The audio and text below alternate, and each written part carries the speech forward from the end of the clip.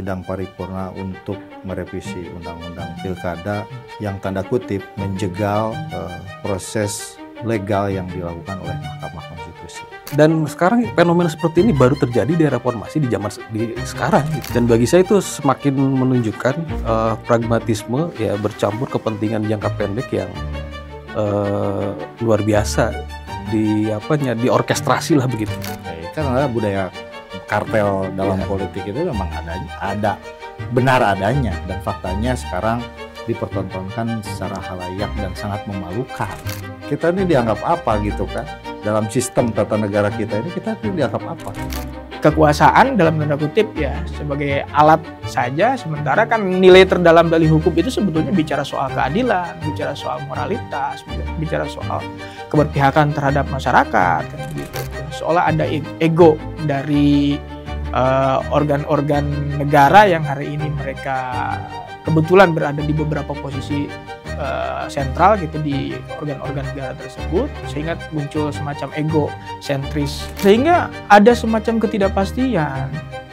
ketidakpastian hukum. Sementara kan hukum itu diciptakan bagaimana untuk membuat satu ketertiban masyarakat, apalagi dibuat bingung dengan kelakuan para elit ini.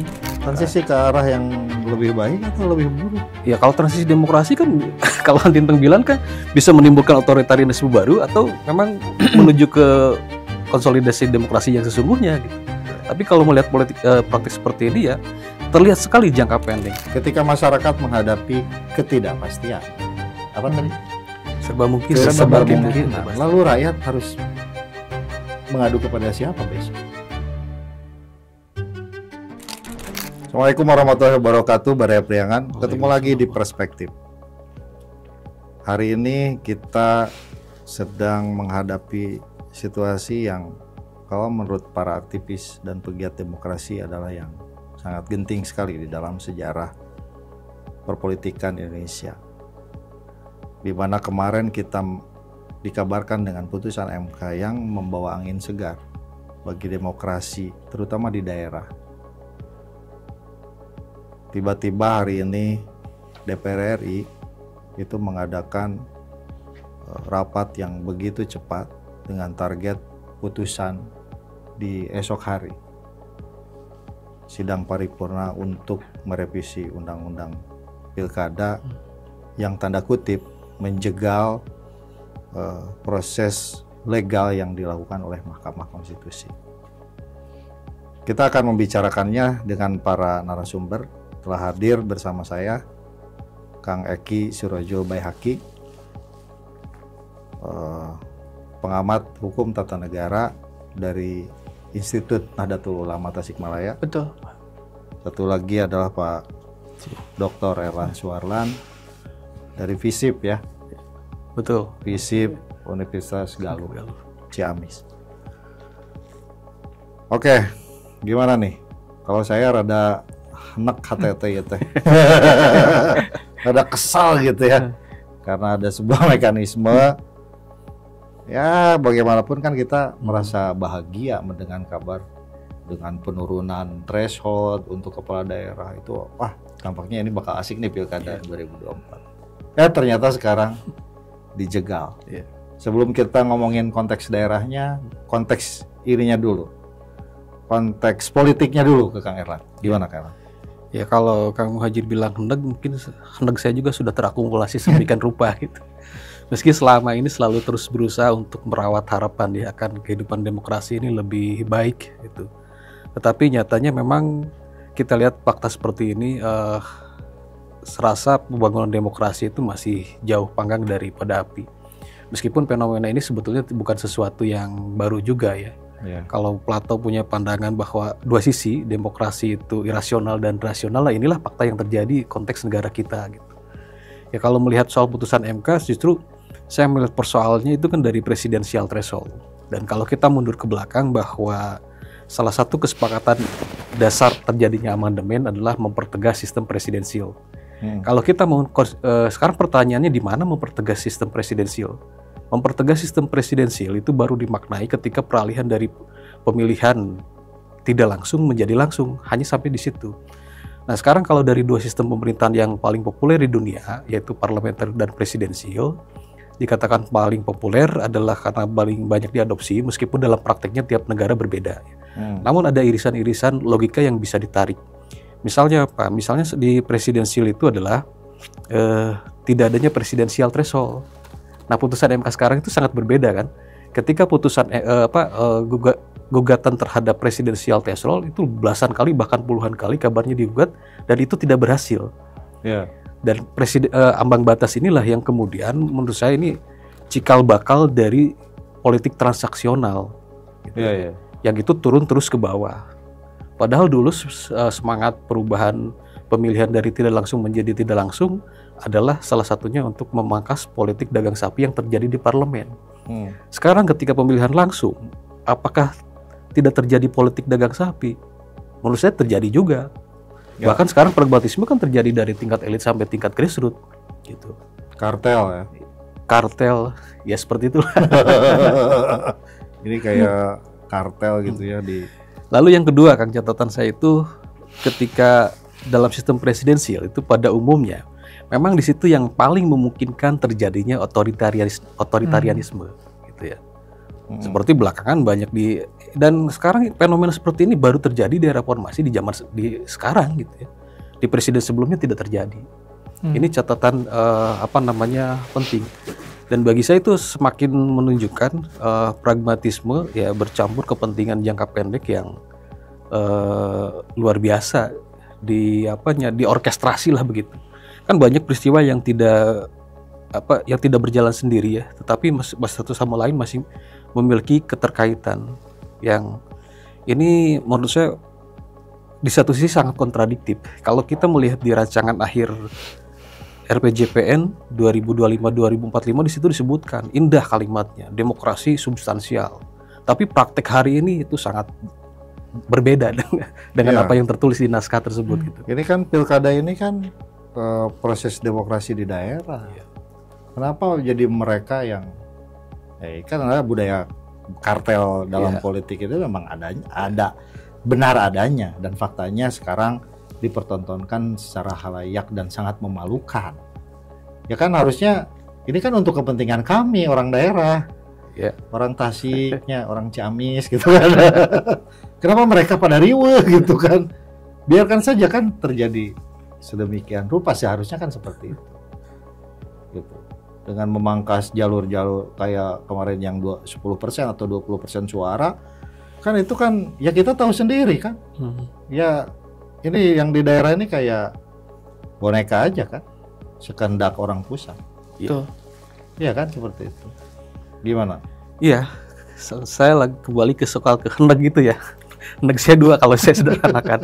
Satu soal presidensial threshold, yang kedua soal pemilihan tidak langsung. Jadi 4 tahun lalu saya membuat tulisan dua itu ya, tentang desentralisasi partai politik dan menimbang kembali pemilihan tidak langsung gitu ya. Nah soal pemilihan tidak langsung ini termasuk itu keresahan saya gitu. Kalau akademisi kan ada yang bilang tuh jiwa-jiwa yang gelisah gitu terhadap begitu jauhnya Dasolan dengan Dasein, kira-kira begitu gitu ya. Nah pemilihan tidak langsung ini kan sependek yang saya pahami ya, kalau kita mengkomparasikan dengan banyak negara dalam hal ini bentuk negaranya kesatuan maupun serikat, itu kebanyakan tidak langsung. Hari ini proses berdemokrasi Indonesia mewah dengan 2 kata, langsung dan serentak. Bahkan keserentakan itu sampai ke pilkades. Bahkan diikuti juga di beberapa tempat itu pemilihan RT pun RW pun serentak. Dari sisi proses luar biasa. Tetapi itu tidak berbanding lurus dengan yang sejatinya diharapkan dari proses berdemokrasi itu. Oke, gimana perspektif ya kita juga kan berhak ngomong Kang Eki, meskipun orang Tasik, Jawa Barat terpencil jauh di Jakarta sana yang hiruk pikuknya ini. Kita ini dianggap apa gitu kan? Dalam sistem tata negara kita ini kita ini dianggap apa? Ya, betul kan. Kalau kita bicara soal prinsip otonomi daerah ya Kang ya, di tahun 99 kemudian 2004 kalau nggak salah mengalami banyak dinamika, tapi prinsipnya kan sebetulnya otonomi artinya memberikan keleluasaan, kewenangan penuh terhadap daerah untuk menentukan nasibnya sendiri kan gitu. Tapi kalau melihat dari sistem politik yang hari ini terjadi gitu ya dalam konteks pemilihan kepala daerah, apa yang tadi disampaikan oleh Kang Muhadjir, memang seolah-olah kita diberikan otonomi, pada saat yang sama juga ternyata ada sentralistik ya, otoritas yang kemudian ini menjadi domain pusat, sampai urusan paket pemaket pencalonan dan lain sebagainya juga itu menjadi otoritas daripada partai politik di tingkat pusat kan begitu. Daerah hanya sebatas menjalani teknis prosedural yang pada akhirnya tetap keputusan ada di pimpinan partai politik di tingkat pusat. Nah, dengan adanya putusan MK itu sebetulnya kami memandang, meskipun itu sebuah antitesa ya dari image Mahkamah Konstitusi yang sempat dalam tanda kutip tercoreng juga dengan meloloskannya misalnya itu menjadi pendapat ya betul, katakan seperti itu. Tapi suka atau tidak suka, putusan itu memang sudah ingkrah dan semua orang harus menerima, yang pada akhirnya sekarang sudah terpilih. Nah, kami menangkap seolah-olah MK ingin memulihkan keadaan itu dan ingin berada pada posisi misalnya mengakomodir nurani masyarakat yang mereka juga memiliki hak yang sama untuk menentukan pemimpin di masa yang akan datang. Dalam sistem demokrasi kita tentunya kan kita tidak bicara soal siapa mayoritas yang kemudian ini harus dominan dalam mengatur gitu ya sistem ketatanegaraan dan juga sistem politik gitu ya. Nah, artinya dengan spirit ini kalau kita melihat ya putusan yang update yang putusan Mahkamah Konstitusi ya, nomor 60 itu justru memberikan keluasan penuh sebetulnya kepada masyarakat, termasuk ke partai-partai kecil yang mereka juga perlu diakomodasi gitu ya haknya gitu ya. Dan ini sebuah harapan besar bagi rakyat sebetulnya. Angin segar lah. Angin segar lah gitu. Kalau kita lihat misalkan salah satu legal reasoning yang kalau kita lihat misalkan dalam pertimbangan putusan Mahkamah Konstitusi, saya melihat itu cukup luar biasa ya, bahwa majelis itu menangkap ada semacam fenomena ketidakadilan intolerable katanya begitu ya. Ketidakadilan yang tidak dapat ditoleransi dengan pasal 40 ayat 1 yang ada di dalam Undang-Undang Pilkada gitu ya. Sehingga kemudian Mahkamah memutus dan menyatakan bahwa itu harus dimaknai sebagai satu norma yang menurut majelis ini tidak inkonstitusional gitu, inkonstitusional, sehingga Mahkamah memaknai pasal itu dengan syarat ya berdasarkan suara yang sah tergantung dari jumlah penduduk dan lain sebagainya. Nah, ini satu hal yang luar biasa menurut saya, inovasi suatu interpretasi dan suatu penemuan hukum yang saya kira patut diapresiasi dan didukung terutama oleh kelompok masyarakat sipil saya kira gitu ya. Nah, agar masyarakat punya pilihan yang lebih banyak mungkinnya nanti ke depan, bervariatif, yang selama ini hanya berkutat di beberapa orang tertentu kan gitu. Ya, semakin banyak pilihan kan semakin baik, silakan aja rakyat memilih. Tapi satu hal yang mencengangkan juga memang hari ini misalkan DPR kita merespon balik kan terhadap putusan tersebut gitu ya. Ya, nah, ini gila ini. Ya, itu suatu hal yang menarik. Kegilaan nasional semua partai ya, kecuali PDI Perjuangan. Ya, saya harus terbuka dong. Kecuali PDI Perjuangan yang membela putusan Mahkamah Konstitusi. Lanjut. Betul. Ya, meskipun ya kalau kita bicara soal filosofi hukum, sebetulnya kan hukum itu dibuat untuk membatasi kekuasaan. Ya, di sini ada semacam, bagi saya sebagai praktisi hukum, ada fenomena satu ketidakberdayaan hukum dalam hal ini. Hukum hanya dijadikan instrumen alat politik kekuasaan dalam tanda kutip ya, sebagai alat saja, sementara kan nilai terdalam dari hukum itu sebetulnya bicara soal keadilan, bicara soal moralitas, bicara soal keberpihakan terhadap masyarakat kan begitu. Jadi saya memang terlalu ironis gitu melihat fenomena saat ini gitu, seolah ada ego dari organ-organ negara yang hari ini mereka kebetulan berada di beberapa posisi sentral gitu di organ-organ negara tersebut, sehingga muncul semacam ego sentris kelembagaan gitu. Yang ini menurut saya bukan suatu hal yang sifatnya positif terhadap masyarakat. Ini kan menghancurkan sistem dan tatanan kan? Betul, sehingga ada semacam ketidakpastian hukum. Sementara kan hukum itu diciptakan bagaimana untuk membuat satu ketertiban, kedamaian, bisa menghadirkan keadilan bagi masyarakat.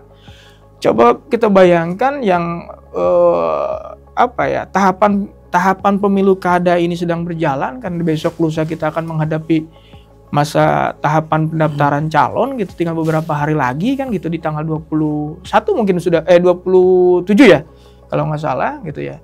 Sementara semua orang gitu ya, penyelenggara, masyarakat apalagi dibuat bingung dengan kelakuan para elit ini, meskipun mungkin dari aspek prosedural itu bisa dilegitimasi lah menurut peraturan perundang-undangan, tapi ya misalnya semua inilah maksudnya bisa tidak menjadikan hukum ini menjadi dalam tanda kutip seolah dimain-mainkan gitu. Nah ini yang membuat saya ironis sebetulnya gitu. Sementara kan putusan MK itu sebetulnya dia setara undang-undang kan sebetulnya, setara undang-undang, bahkan harus ditindaklanjuti oleh legislator dalam hal ini DPR, ditindaklanjuti dalam bentuk perubahan undang-undang. Tetapi yang terjadi kalau melihat dari dinamika yang terjadi, bukan memperkuat, konteksnya itu adalah ingin menganulir kan gitu kecenderungannya, meskipun kita tidak mendahului besok lah gitu ya kecenderungannya, cuman kita bisa menangkap kecenderungannya gitu. Ke sana lah ya gitu. Kaisang bisa nyalon terus Anies tetap tidak bisa nyalon, dijegal gitu kan. Ini persepsi masyarakat yang paling sederhana. Tapi kan bukan hanya Anies, banyak Anies yang lain. Mungkin di 500 daerah itu kan. Lalu satu lagi ya PDI tidak bisa ngusung. Ya, PDI tidak bisa ngusung gitu. Betul. Kan. Konteksnya itu karena ketakutan nanti 2029 akan menjadi saingan. Iya. Kan gitu kan? Gitu. Jadi apakah boleh menganulir putusan MK? Nah, itu juga pertanyaan yang cukup mendasar ya dalam hal ini. Memang DPR itu sebagai positif legislator, dia bisa membuat norma sendiri karena mereka sebagai legislatif yang membuat norma boleh dong gitu. Tetapi tertib hukumnya di mana kan persoalannya di situ. Dalam satu periode yang sama gitu ya, yang hanya dalam hitungan hari. Meskipun hukum itu kan bisa berubah sebetulnya sebagai momen opname gitu. Sekarang misalkan normanya A, besok lusa dirubah. Itu sah-sah aja karena mengikuti fasenya, mengikuti zamannya, mengikuti konteksnya. Tapi kalau dalam hanya hitungan hari, ini suatu hal yang tidak wajar menurut saya gitu loh. Gitu. 24 jam diganti. 24 jam diganti. Ini kan menurut saya ada kepentingan lain yang ini bukan bicara murni kepentingan bangsa, bukan bicara soal bagaimana kita membangun integritas demokrasi, bagaimana kita membangun masa depan, merancang masa depan yang baik gitulah. Ada motif-motif yang sifatnya ini hanya sebatas kepentingan-kepentingan parsial gitu, ini hanya untuk misalkan tadi kalau Kang Muhadjir bilang hanya agenda-agenda politik partisan misalnya. Soal apalagi ya, misalnya kalau partisan ini perseorangan, jegal menjegal gitu ya. Gitu. Nah ini menurut saya perlu dikaji ulang. Silakan mungkin publik bisa merasakan situasi itu gitu. Satu hal yang tidak menurut saya tidak normal gitu. Dan sekarang kebodohan itu sedang dipertontonkan. Betul. Lalu apa dampak politiknya? Kalau misalkan gitu ya, MK dianulir dan tidak dijadikan dasar putusan MK itu ya. Apa jadinya secara politik? Dengan DPR leluasa menganulir dengan undang-undang baru putusan MK itu. Apa yang terjadi secara politik? Ya, ini fakta yang akankah ini menjadi goncangan politik? Ya, akan terjadi seperti itu. Tapi sebelum ke situ saya mau tambahin dulu yang tadi Kang soal kenegan juga ya. Soal ambang batas tadi, kalau Akang tadi bilang putusan MK itu angin segar dalam tanda petik ya, mungkin saya sedikit merasakan kesegaran itu, gitu ya. Termasuk Apalagi di Ciamis ya, calon tunggal ya. mengapresiasi. Semuanya tunduk gitu, ngasihin SK-nya ke Pak Erdian. Tapi bagi saya putusan itu adalah putusan yang tanggung juga, Kak. Ya. Ini harusnya 0% kalau harusnya 0% gitu ya. Justru bukan sekarang, harusnya yang sebelumnya presidensial threshold-nya. Karena kan ambang batas di Pilpres maupun Pilkada kan sama, 20% kursi dengan 25% suara sah kan gitu. Harusnya yang terjadi di sana dulu. Karena tadi berangkat dari logika sistem presidensial yang seharusnya di situ tidak ada threshold. Meski memang kebanyakan partai atau semua partai belum menghendaki itu. Salah satunya adalah mungkin karena kekhawatiran di kita belum stabil. Budaya politiknya belum established lah. Kalaupun itu dikatakan budaya politiknya belum established, bukan pintunya yang harus ditutup gitu loh. Tetapi saya kembali ke fungsi parpolnya, bagaimana kemudian ini betul-betul keseluruhannya bisa dilaksanakan. Karena problem terbesarnya adalah fungsi parpol. Selama ini kritik ini banyak terjadi itu seperti itu ya. Nah, kembali ke putusan tadi bahwa itu memang sesuatu yang membingungkan. Jelas kalau putusan MK itu final and binding ya, kan ya, tidak bisa. Ya ini yang saya maksud tadi menunjukkan. Dan itu kan amanah konstitusi, Undang-Undang Dasar 45. Betul. Dan ini menunjukkan semakin menegaskan Indonesia yang berada dalam masa transisi yang dijadikan oleh dua hal, serba mungkin dan serba tidak pasti. Transisi ke arah yang lebih baik atau lebih buruk? Ya kalau transisi demokrasi kan kalau Tinteng bilang kan bisa menimbulkan otoritarianisme baru atau memang menuju ke konsolidasi demokrasi yang sesungguhnya gitu. Ya. Tapi kalau melihat praktik seperti ini ya terlihat sekali jangka pendek bahwa kalau kemudian orang punya prejudice di situ, banyak kepentingan jangka pendek yang rasanya itu semakin tidak terelakkan gitu. Apa sih yang paling banyak populer di masyarakat? Kan tadi sudah disebut kepentingan soal Kaesang lah, soal menjegal calon yang lain lah, soal menjegal partai yang lain lah. Kira-kira seperti itu. Ya, ini kan membingungkan juga. Kenapa tidak terjadi pada putusan MK yang kemarin ketika Gibran gitu ya? Sekarang yang terjadi itu ambigu menurut saya. Di satu sisi putusan MA soal usianya diakui, tetapi soal ambang batasnya ada dua kan tadi ya. Ada bagi partai yang memiliki kursi dan bagi yang tidak memenuhi kursi. Yang tidak memenuhi kursi itu dipakai putusan MK, dan itu sesuatu yang tidak berat lah bagi partai yang tidak memiliki kursi gitu. Ini memang serba mungkin menjadi serba tidak pasti. Saya tidak bisa pastikan besok seperti apa. Kita lihat di tanggal 7 itu mau kemana gitu ya. Karena kalau putusan MK kan itu bisa merubah konfigurasi gabungan partai politik yang ada kan. Dari yang tadinya daerah-daerah yang berpotensi calon tunggal bisa berubah ya. Jadi kalau tadi dikatakan angin segar dalam titik tertentu, oke, saya bisa sepakat di situ gitu ya. Meskipun ini putusan nanggung buat saya. Nanggung juga ya. Nanggung juga. Sekarang dianulir lagi sama DPR kan dianulir lagi. Semakin ya buat saya satu hal ya, semakin menunjukkan pragmatisme dan kepentingan jangka pendek. Memang dalam diri politisi itu kan hanya ada 3 kepentingan ya, pribadi, kelompok, atau benar-benar masyarakat. Gitu. Sekarang sampai saat ini kecenderungannya ya antara yang dua itu, antara pribadi dan kelompok.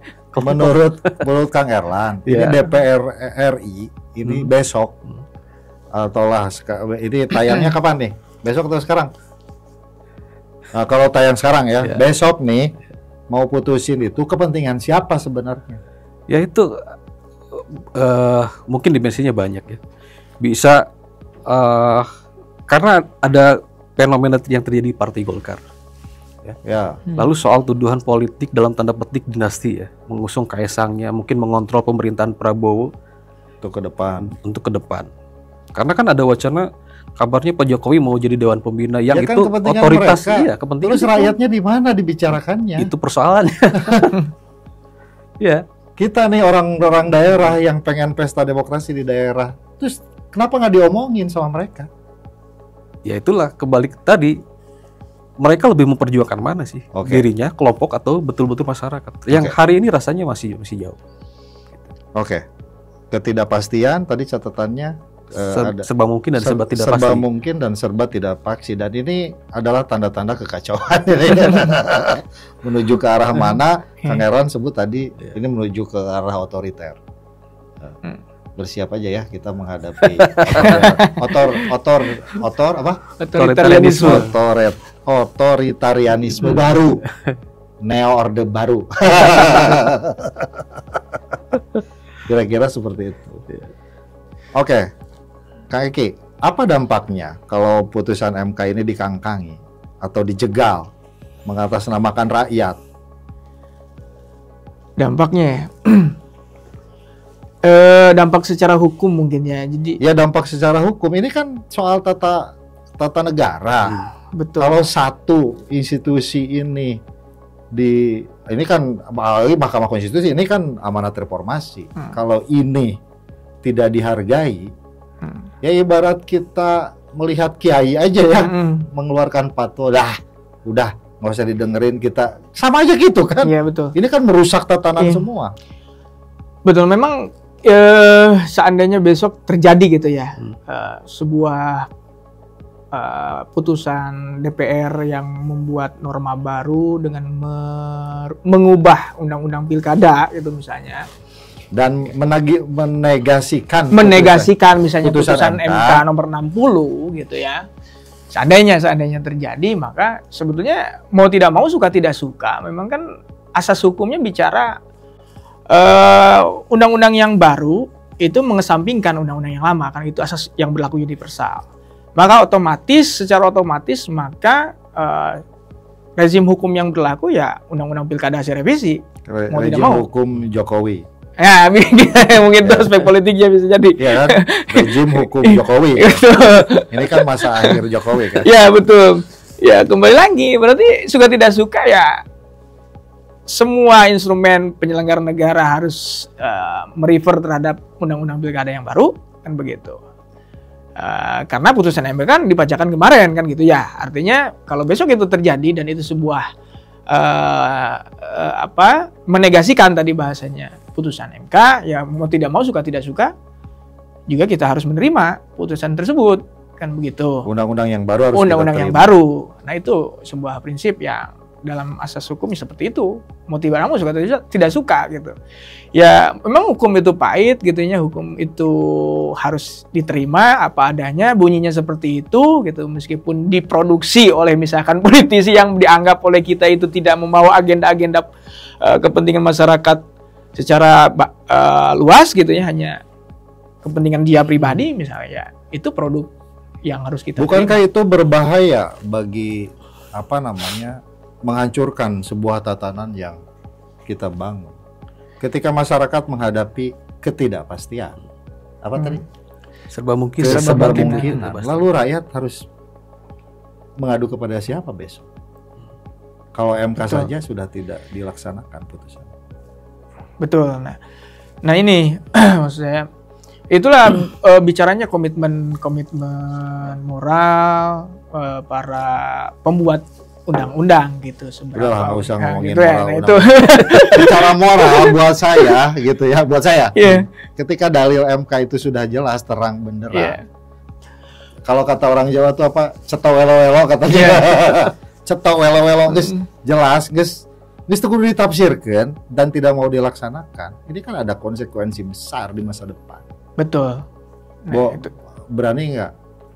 Ini awal dari kematian reformasi. Ya.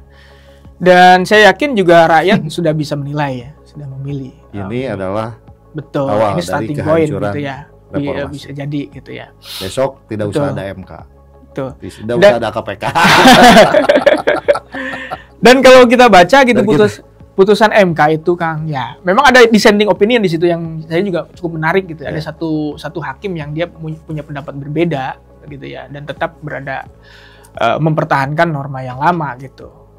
Nah ini ada satu majelis hakim, dan itu boleh sah-sah aja dalam proses permusyawaratan hakim di tingkat majelis Mahkamah Konstitusi, meskipun pada akhirnya ada voting kan, dan tetap endingnya menganulir pasal 40 kan gitu.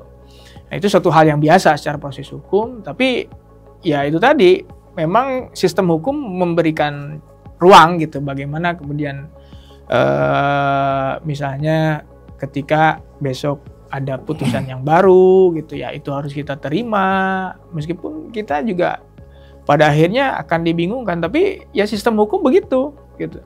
Kita harus taat terhadap undang-undang yang baru, kecuali mungkin ada upaya lagi terhadap misalnya undang-undang pilkada yang mau direvisi besok. Cuman kan pertanyaannya apa manfaatnya kan gitu? Karena nanti akan menyita waktu juga. Sementara besok udah masa pendaftaran misalnya. Sementara proses judicial review di MK itu kan memakan waktu yang Ya, cukup kalau aku panjang. penguasanya kan tinggal diundurin saja. Ya kan? Iya. Posisi penguasa itu kan sewenang-wenangnya seperti itu. Nah itu. Ya tinggal dimundurin saja kan pilkadanya, nggak apa-apa kan. Nah. Dan sempat mau dilakukan itu kan. Ini saya melihatnya sebuah kegilaan karena seorang presiden itu dilantik, seorang gubernur dilantik, termasuk bupati dilantik, termasuk anggota DPR, DPRD, DPR RI semua dilantik itu untuk menjaga konstitusi. Ketika ada sebuah putusan konstitusi dan tidak dilaksanakan, lalu kamu mau apa? Buat apa bernegara? Betul. Gitu. Saya baca ininya apa? Status SW-nya. Kak Eki kan ini kan soal ketidakpastian hukum. Apa istilahnya? Ketidakberdayaan hukum.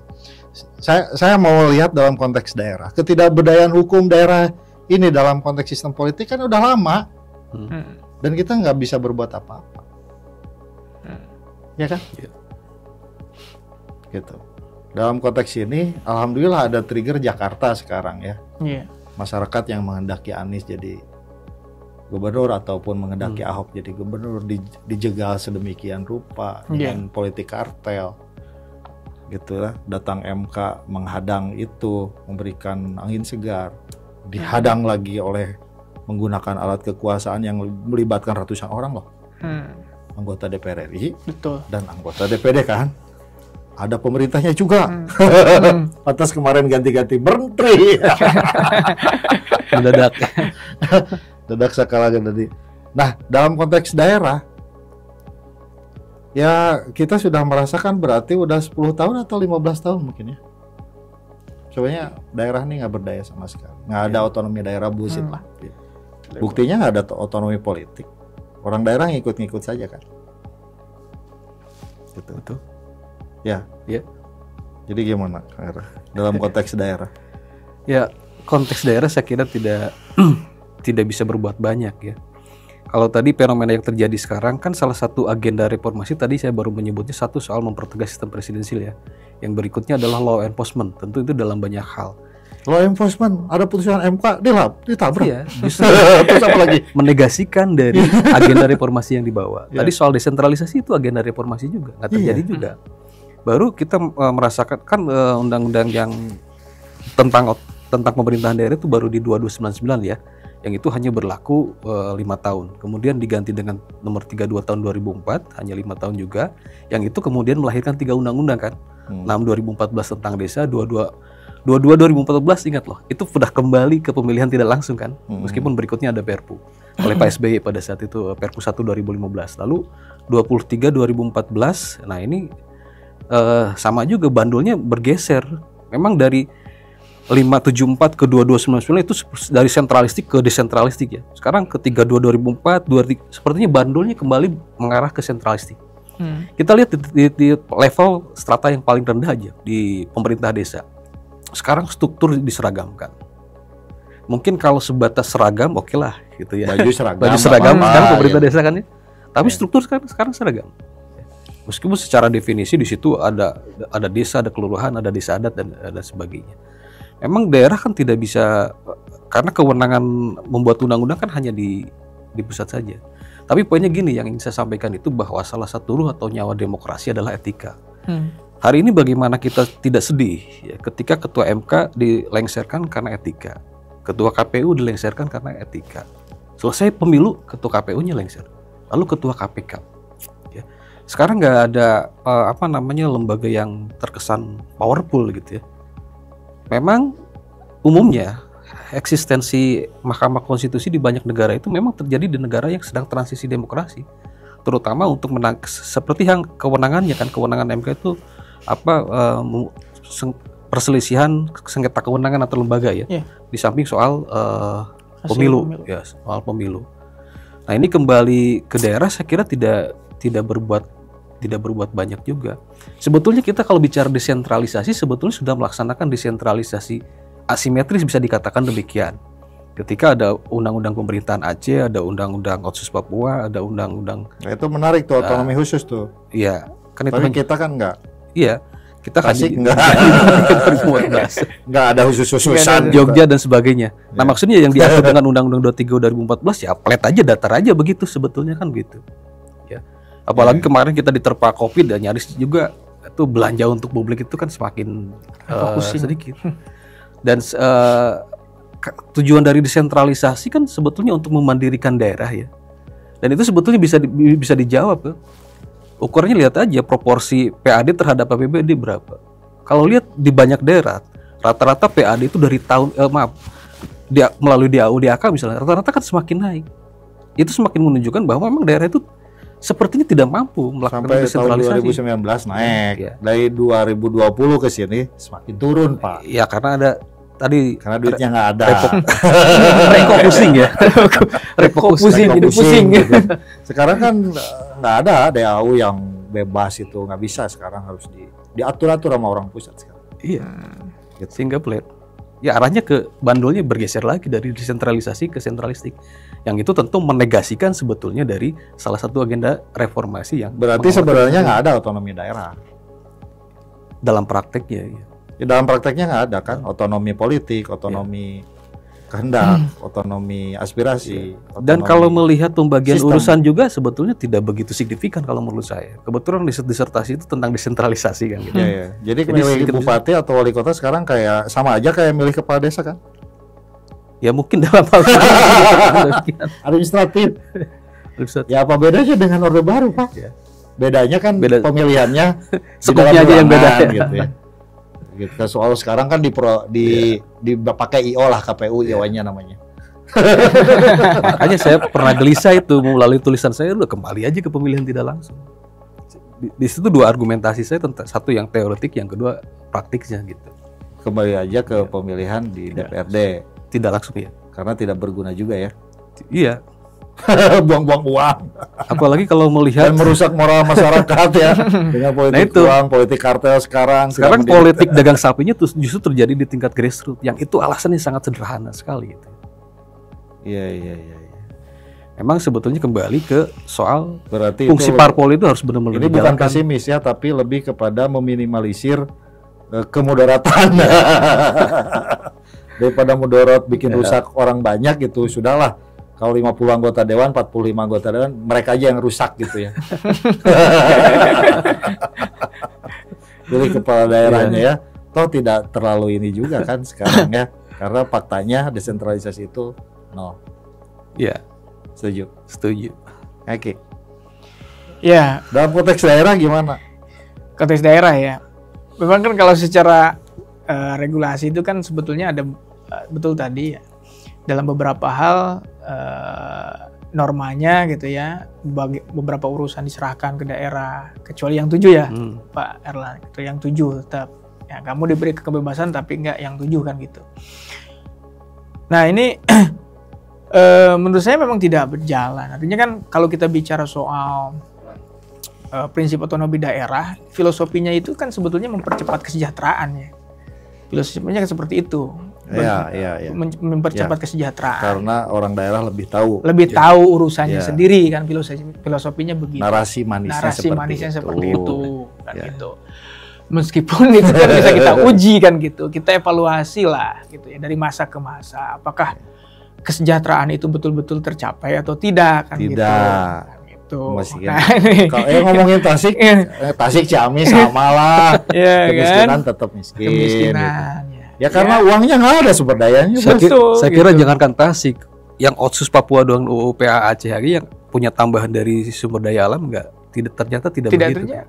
Betul. Nggak terjadi. Itu kan dua provinsi itu, Aceh dengan Papua itu ada tambahan anggaran ya yang luar biasa, dan itu ternyata tambahan itu tidak mampu juga mengintervensi persoalan kemiskinan dan kesehatan di situ. Oke. Betul ya. Ini apakah memang di sistemnya gitu ya, atau di orangnya kan gitu, atau di semua aspek yang keliru kan gitu ya. Ketika bicara soal sistem hukum ya, ketika bicara soal norma gitu, legal substance-nya itu sebetulnya sudah bagus ya, filosofinya gitu ya, kemudian dengan perangkat undang-undang dan sebagainya. Tapi kan lagi-lagi dalam ketika bicara praktek, kemudian sekarang juga justru misalkan daerah rame-rame, misalnya pengen pemekaran kan begitu ya, termasuk mungkin juga Tasik Selatan gitu ya sekarang. Apakah betul gitu ya? Nah, kita bisa refleksi gitu hari ini, misalkan Kota Tasik 2001 kan gitu ya. Udah berapa tahun kan gitu sampai sekarang 2000, berarti 23 tahunan lah ya. 23 tahunan. Yang nggak banyak berubah, yang berubah tuh orangnya aja. Betul gitu. Stratifikasi sosial semakin lebar gitu. Dan ini menjadi diakui sendiri mungkin oleh pihak pemerintah sendiri kan gitu. Sampai tingkat kemiskinan juga masih persoalan sekarang, masih cukup tinggi di atas rata-rata Jawa Barat. Koefisien gini rasio kita masih juga di atas Jawa Barat gitu ya. Apa yang ini harus evaluasi gitu. Jadi tidak tercapai kan gitu. Sebenarnya kalau konteks moral tadi ya, ketika putusan MK itu apa namanya? Ya secara moral harus karena panel and binding itu kan harus dilaksanakan. Ya kan sekarang kolektif. Dan orang politisi di daerah itu kalau di pusatnya A, pasti A. Nggak mungkin berbeda. Karena sudah sangat sedemikian rupa sentralistik. Dan hari ini produk pimpinan partai politik di daerah, di Tasik lah, di mana-mana itu tanda kutip ya, tidak melalui proses pemilihan yang tanda kutip demokratis dan terbuka seperti dulu di periode 99, 2004 sampai 2010 lah masih ada dinamika dan lain sebagainya. Dan apa namanya, dalam konteks perubahan undang-undang ini saja, apa yang didengarkan oleh para calon kepala daerah itu hanya soal prosedur saja kan. Ini saya memenuhi syarat atau tidak. Betul. Gitu kan, tidak soal substansi demokrasi, apalagi mau bicarakan otonomi daerah. Mungkin yang mereka pikirkan hanya berkuasa saja. Betul. Mereka butuh prosedur yang harus dilewati untuk berkuasa. Tidak dalam konteks memajukan daerah atau lebih otonomi daerah. Apalagi sekarang visi misi seragam gitu. Iya, ya kan? Sesuai sama pusat EJM. Dan buat saya poinnya biaya circle-nya tetap di ambang batas itu. Itu kemana-mana itu. Ya Kak, andai saja putusan MK itu dilaksanakan, gitu kan, tentu akan merubah wajah kelak di kemudian hari. Orang baik yang bisa mencalonkan diri jadi bupati wali kota itu kelak bakal lebih banyak lah, lebih punya peluang. Sekarang kan sangat mahal sekali Pak. Saya dengar satu partai itu bayarnya 4 miliar, 5 miliar untuk satu partai saja Pak. Betul. Gitu. Kader partai mau nyalon bupati nggak ada yang gratis, gitu ya. Kalau mau buka-bukaan tanya sok nanti ketemu sama calon ya, sok di kota sabaraha bayar pasti itu ngeluarin uang, bohong. Sekarang itu ngeri Pak, punya uang 20-30 miliar, Kang Erwan Suara dia nyalon bupati wali kota sebagai orang baik, memiliki wawasan, nggak ada kesempatan Pak. Oke, undang-undang bilang, tapi tidak dengan sistem dan pola kartel seperti ini nggak ada lah. Nggak ada ini. Nah, kalau saya tetap kawal putusan Mahkamah Konstitusi. Kalau sebisa mungkin. Kalau Kang Era? Sepakat, saya kira. Kawal putusan tersebut. Dan itu kan hal yang berbanding terbalik dengan putusan MK ketika Pilpres. Ya, meskipun tadi saya katakan bahwa itu kalau dikatakan angin segarnya sedikit, ya mudah-mudahan dari yang sedikit itu nanti lebih meluas lagi gitu kan. Karena buat saya lebih baik putus soal thresholdnya itu, terutama yang di Pilpres ya. Karena tadi ambang batas di Pilpres maupun di Pilkada sama. Memang di situ ada dua kemungkinan ya. Ketika tidak ada ambang batas, maka semua parpol bisa mencalonkan saat bersamaan. Potensi konfliknya juga bisa lebih banyak kan. Tetapi bagi saya bukan pintunya yang harus ditutup, tetapi perbaikan parpol misalnya political education-nya harus lebih masif lagi. kampanye politiknya harus terjadi sejak tahun pertama, bukan rame-rame sekarang. Memang sekarang tuh 2024 itu sangat berat ya bagi calon, bagi partai politik. Baru selesai pemilu, tahapannya pun ada yang beririsan dengan pemilihan. Gitu. Karena itu juga dulu kan sempat muncul rancangan akan soal pemilihan itu yang kemudian tidak terjadi, masih menggunakan 7 2017 maupun 10 2016 gitu ya. Memang masih banyak banyak PR lah. Kalau sekarang kan yang berat itu adalah soal high cost politik itu. Kalau tadi akan tidak gratis, betul. Dan itu bergeser sampai ke bawah, sampai ke jual beli jabatan di tingkat daerah, SKPD, bahkan sampai zaman Pak Cahyo saja menyebut untuk kepala sekolah saja 10 juta kabarnya kan. Dan itu beririsan dari tadi. Kelakuan bajingan tuh kayak gitu. Saya nggak berani bilang gitu. Biarinlah, saya nggak ada beban.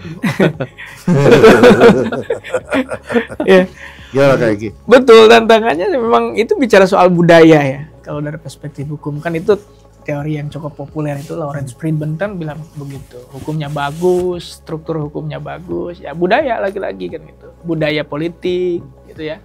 Memang nggak ada norma yang membolehkan misal seorang yang mau mencalonkan diri harus bayar sekian, nggak ada kan, Kang. Tapi dalam praktek ternyata kan ada gitu. Nah ini kan bicara soal budaya. Budaya itu kan bicara soal sistem nilai, bicara soal integritas. Nah ini yang mahal dan sulit ditemukan gitu di kita saat ini gitu ya. Nggak ada misalkan undang-undang yang mewajibkan seorang calon yang mau dapat tiket misalnya ya, atau dapat SK rekomendasi supaya sekian. Di undang-undang parpol nggak ada, undang-undang pemilu kada nggak ada kan gitu. Tapi ini budaya gitu. Dan itu akan berdampak terhadap segala hal. Apa yang dikatakan Kang Muhajir itu kan realitas politik sebetulnya. Realitas politik. Orang jadi segan berpikir dua kali.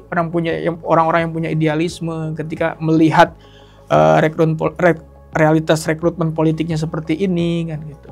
Ya, yang kecenderangannya kan nanti ya berpotensi dia korup kan suatu saat nanti gitu. Karena hitung-hitungannya sudah ekonomi gitu. Apalagi dia bicara soal kesejahteraan masyarakat, jauh panggang daripada api gitu loh.